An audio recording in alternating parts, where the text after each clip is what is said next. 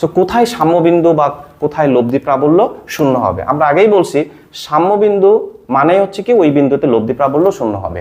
সাম্যবিন্দু মানে হচ্ছে কি এমন একটা বিন্দু যে বিন্দুতে প্রাবল্যের প্রাবল্যের মান সমান হবে কিন্তু দিক পরস্পর বিপরীত দিকে হবে। তো কোথায় কোথায় আসলে আমাদের সাম্যবিন্দু পাওয়া যায়? তো এখানে দেখো প্রথমে এই জিনিসটা অবশ্যই মনে রাখবে যে চার্জদ্বয়ের মান যদি সমান ও বিপরীতধর্মী হলে এরূপ কোনো বিন্দু পাওয়া যাবে না যেখানে প্রাবল্য শূন্য হতে পারে। অর্থাৎ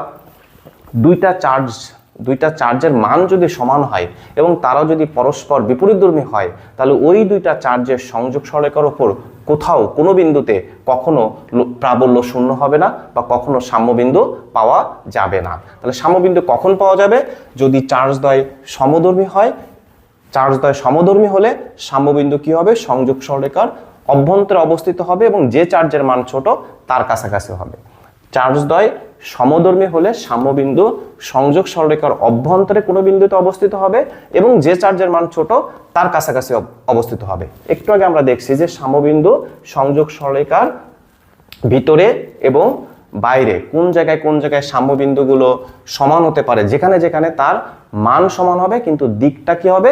পরস্পর বিপরীত দিকে। যেমন এখানে বলছে চার্জদ্বয় সমধর্মী হলে সাম্যবিন্দু সংযোগ সরলরেখার অভ্যন্তরে অবস্থিত হবে এবং যে চার্জের মান ছোট তার কাছাকাছি হবে। যেমন দেখো আমরা যদি এখানে একটু খেয়াল করো যে আমরা একটা বিন্দু কনসিডার করলাম এ বিন্দু। এই এ বিন্দুতে আমাদের চার্জ আছে কিউ এ এবং এখানে কিউ এ সমান 40 না, আমরা এখানে কিউ এ সমান +20 মাইক্রো কুলম চার্জ স্থাপন করলাম। এখান থেকে একটা নির্দিষ্ট দূরত্বে আর একটা বিন্দু হচ্ছে কি আমাদের বি এবং এই বি বিন্দুতে আর একটা বিন্দু চার্জ কিউ বি হচ্ছে কি আমরা +40 মাইক্রো কুলম চার্জ আমরা স্থাপন করলাম এবং এরা একটা নির্দিষ্ট দূরত্বে আসছে এবং সেই দূরত্বটাকে আমরা ধরলাম হচ্ছে কি আর। তাহলে দেখো এখানে কি বলছে? চার্জদ্বয় সমধর্মী হলে সাম্যবিন্দু কোথায় হবে? চার্জদ্বয় সমধর্মী হলে সাম্যবিন্দু সংযোগ সরলরেখার ভিতরের কোনো বিন্দুতে অবস্থিত হবে এবং যে চার্জের মান ছোট তার কাছাকাছি হবে। তো যেখানে এই কিউ এ এবং কিউ বি এই দুইটা চার্জের মধ্যে কিউ এ চার্জের মান ছোট, সুতরাং সাম্যবিন্দুটা কোথায় হবে? এই এ বিন্দুস্থ চার্জের কাছাকাছি হবে। আমরা ধরে নিলাম যে এই বিন্দুটা হচ্ছে কি আমাদের পি, এই পি বিন্দুতে আমরা হচ্ছে কি সাম্যবিন্দু পাবো। তাহলে আমাদের কন্ডিশন ছিল কি? যে বিন্দুতে আমরা সাম্যবিন্দু পাবো ওই বিন্দুতে আমাদের প্রাবল্যদ্বয়ের দিক পরস্পর বিপরীত দিকে হবে। সো দেখো তো এখানে প্রাবল্যদ্বয়ের দিক পরস্পর বিপরীত দিকে আছে কিনা। আমরা এখন যদি এ বিন্দুর জন্য পি বিন্দুতে প্রাবল্য বের করি, সুতরাং এখানে যেহেতু আমরা একটা একক ধনাত্মক চার্জ স্থাপন করছি তাহলে এ বিন্দু এবং পি বিন্দু এই দুইটা চার্জ পরস্পর কি সমধর্মী হলে কি হবে? এরা পরস্পরকে বিকর্ষণ করবে এবং বিকর্ষণ করলে কি হবে? প্রাবল্যের দিক কোন দিকে হবে? যে চার্জটা ছোট আছে সে দূরে চলে যাবে, সুতরাং প্রাবল্যের দিক হবে হচ্ছে কি পিবি বরাবর। কোন দিকে হবে? পিবি বরাবর। সুতরাং এর দিক হবে হচ্ছে কি পিবি বরাবর। সুতরাং আমরা এখানে লিখলাম যে এই চার্জের জন্য এর দিক হচ্ছে কি এরটার দিক হচ্ছে কি পিবি বরাবর। একইভাবে যদি আমরা এখন বি বিন্দুস্থ চার্জের জন্য যদি আমরা পি বিন্দুতে প্রাবল্য বের করি, দেখো এই চার্জ ধনাত্মক, এটাও ধনাত্মক, তাহলে এরা কি করবে? এরা সমধর্মী, পরস্পরকে কি করবে? বিকর্ষণ করবে। তাহলে ছোট চার্জ দূরে চলে যাবে, ছোট চার্জ দূরে চলে গেলে এর দিকটা হচ্ছে কি পি এ বরাবর। সুতরাং দেখো আমরা এই যে পি বিন্দুতে যে দুইটা প্রাবল্য বের করলাম সেই প্রাবল্যের মান সমান হবে এবং এদের দিক কি হবে? এদের দিক পরস্পর কি হবে?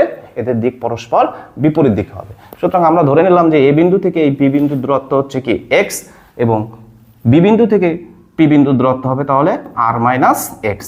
এখন যদি আমরা এখান থেকে যেহেতু আমার পি বিন্দুতে প্রাবল্যদ্বয়ের মান সমান, তার মানে আমরা লিখতে পারি ইএ ইকুয়াল টু ইবি। সুতরাং এখান থেকে আমরা ক্যালকুলেশন করলে আমরা এক্স এর মান বের করতে পারবো এবং কোথায় সাম্যবিন্দু পাওয়া যাবে সেটা আমরা নির্ণয় করতে পারবো। অর্থাৎ আমরা যেটা বলছি যে সাম্যবিন্দুর ক্ষেত্রে আমাদের সবসময় মনে রাখতে হবে তার দিকটা পরস্পর কি হবে? বিপরীত দিকে হতে হবে, দিক পরস্পর বিপরীত দিকে। সুতরাং এই বিন্দুতে আমাদের দিক পরস্পর বিপরীত দিকে, সুতরাং আমরা এখানে সাম্যবিন্দু পাবো। এখন দেখো 2 নম্বর সূত্রে কি আছে? 2 নম্বর সূত্র বলছে চার্জদ্বয় বিপরীতধর্মী হলে সাম্যবিন্দু চার্জদ্বয়ের সংযোগ সরলরেখার বাইরে অবস্থিত হবে। এবং যে চার্জের মান ছোট সাম্যবিন্দু সেই পাশে অবস্থিত হবে। চার্জদ্বয় বিপরীতধর্মী হলে সাম্যবিন্দু কি হবে? সংযোগ সরলরেখার বাইরের কোনো বিন্দুতে অবস্থিত হবে এবং যে চার্জের মান ছোট সেই চার্জের পাশে অবস্থিত হবে। সুতরাং আমরা ঠিক আগের মতনই একটা বিন্দু ধরলাম এ, এবং এই বিন্দুতে আমাদের চার্জ আছে প্লাস 20 মাইক্রোকুলম, প্লাস 20 মাইক্রোকুলম। এখান থেকে একটা নির্দিষ্ট দূরত্বে আর একটা বিন্দু ধরলাম আমরা বি, এবং এই বি বিন্দুতে আমাদের চার্জ আছে মাইনাস 40 মাইক্রোকুলম। যেহেতু দেখো এই চার্জ দ্বয় পরস্পর কি বিপরীত ধর্মী, এখানে +20 আর ওখানে হচ্ছে কি -40, এবং এদের মধ্যবর্তী যে দূরত্ব, এই মধ্যবর্তী দূরত্ব ধরলাম আমরা আর। তাহলে এখন কোথায় সাম্যবিন্দু হবে? এখন সাম্যবিন্দুটা হবে সংযোগ সরলরেখার বাইরে, অর্থাৎ এ এর পাশে হতে পারে, বি এর পাশে হতে পারে। বাট আমাদের কন্ডিশন কি বলছে? কন্ডিশন বলছে যে চার্জের মান ছোট সাম্যবিন্দু সেই পাশে হবে। এখন তোমাদের মনে হতে পারে যে এখানে +20 এখানে -40, সুতরাং -40 চার্জটা মনে হয় ছোট। আসলে কি চার্জের মাইনাস দ্বারা কি বোঝাচ্ছে? মাইনাস দ্বারা সে আসলে কি প্রকৃতির সেটা বোঝাচ্ছে। সুতরাং মাইনাস দ্বারা কিন্তু এখানে তার মানটা যে মাইনাস এটা কিন্তু না। সুতরাং এখানে আমাদের ছোট চার্জ হচ্ছে কি +20 মাইক্রোকুলম। তাহলে আমাদের কন্ডিশন অনুযায়ী সাম্যবিন্দুটা কি হবে?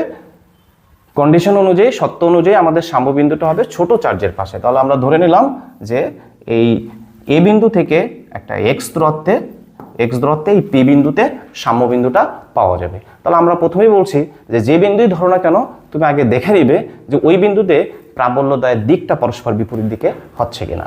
সো এখন দেখো আমরা যদি এ বিন্দুর জন্য পি বিন্দুতে